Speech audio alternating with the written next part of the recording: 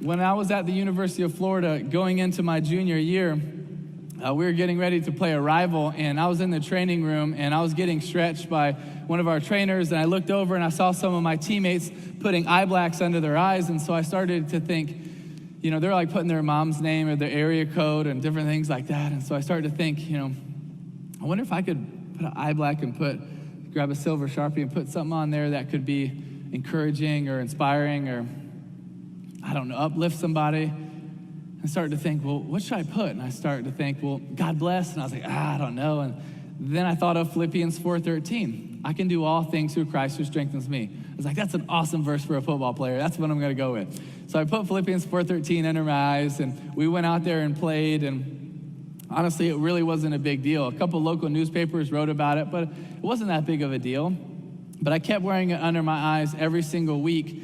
And as most of you know, fans in the SEC, you're extremely passionate about your teams. And so the next couple of weeks, they start selling it at the Gator bookstore, on the sides of the street. They're selling Philippians 4:13, and like I'm seeing fans, and they're like, all right, go Gators, Philippians 4:13. I'm like, you don't even know what that means. I actually had one guy come up to me, his name was Phil, and he said, did you put that under your eyes for me? No, what does the 4:13 mean? But I kept wearing it under my eyes the entire season, and we get to the SEC championship game against Alabama.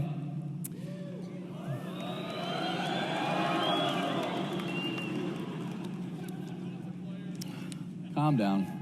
And we're getting ready to run out of the tunnel. And as a football player, so often, it is really tunnel vision. It's the next thing, the next thing, the next thing. You can't afford to step back and look at the big picture because you can just lose focus. So many times it's just locked in to the next thing we have to do. Well, at this moment, I really felt like God was putting out of my heart to change the verse. I was like, really, right now? But I kind of stepped back for a second and realized that if we won, we'd be playing in the national championship. And that would be maybe the biggest stage that I would ever get to change the verse and put something meaningful on there. So we were blessed to win. And the next 6 weeks leading up to the national championship game, I was contemplating, really agonizing over what verse I was going to go with. But God kept bringing it to my heart and my head, John 3:16. Because as a Christian, that's the essence of our Christianity. It's the essence of our hope. For God so loved the world, he gave his only begotten Son, that whosoever believes in him will not perish, but have everlasting life. That's what we believe in as Christians. So I decided that's the verse I'm going to go with.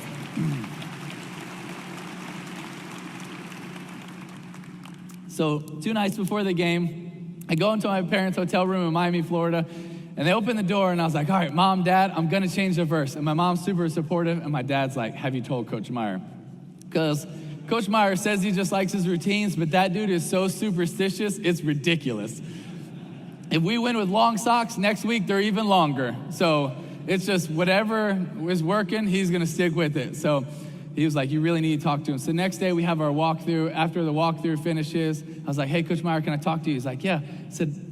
He's like, how's your arm, your leg? You feeling good? You got the game plan down? Yeah, I'm good.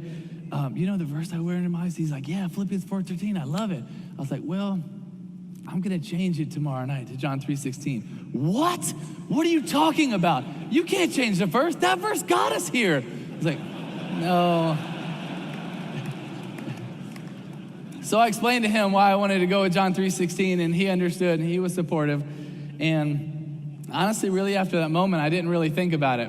Next night, I just went out there, and we were blessed to win the national championship. And 2 days after that game, I was sitting in Ballyhoo restaurant eating grouper with my mom, my dad, one of my aunts, and Coach Meyer. And Coach Meyer gets a call from our PR guy at Florida, and he's like, all right, bye.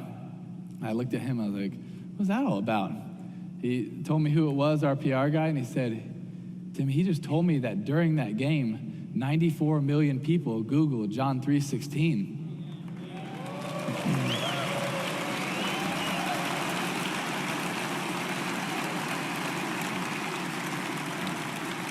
And honestly, my first thought was, how the heck do 94 million people not know John 3:16? It's like it's Sunday school, bro. That's the first thing you hear. But it was just so humbling for me sitting in that restaurant thinking about how big the God that we serve really is. Like, really, how big the God that we serve really is. So many times we put him in a box. We put him in a box. But no, the God that loves us, the God that created us, the God that has a plan for us, the God that wrote a poem about your life, he is a big God that wants to do amazing things. And when we just turn around and say, hey, here, God, might not feel like a lot. Guess what? He can perform miracles. He can do amazing things. And I really believe the God that we serve wants to do amazing things in us and through us. What was really cool about that game is it was on January 8th of 2009. Well, exactly 3 years later, January 8th, 2012, exactly 3 years later to the day, we just happened to be playing the Pittsburgh Steelers in the first round of the playoffs. I didn't think of John 3:16 one time, so I can't take credit for it. I had nothing to do with it. I just went out there and tried to do anything I could to try to win a playoff game, and we were blessed to win this crazy game in overtime. And after the game, when we were done celebrating, I changed really quick, and I was going down the hall to do my press conference, and I was really looking forward to it because I love talking to the media.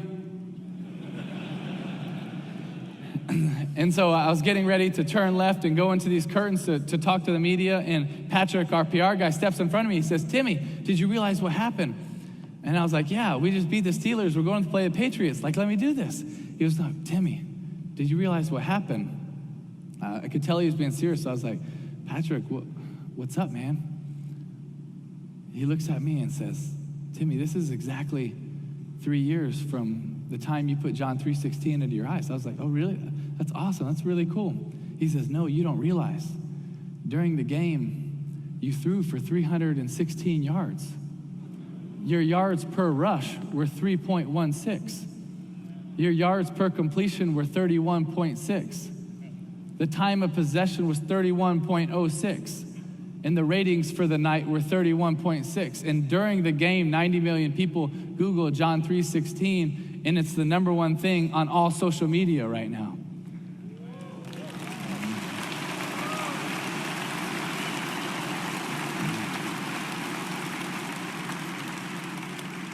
And I was just standing in that hallway thinking, God, I didn't know that you were doing anything.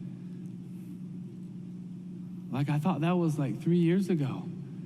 But it's amazing how big the God is that we serve. He took something that I did 3.5 years ago to make a decision, put Philippians 4:13, and then change it for one game. But I thought, hey, this is really cool. We impacted some people, but it's done. But no, God has an awesome plan. He has an awesome plan, and you might not even see what he's doing.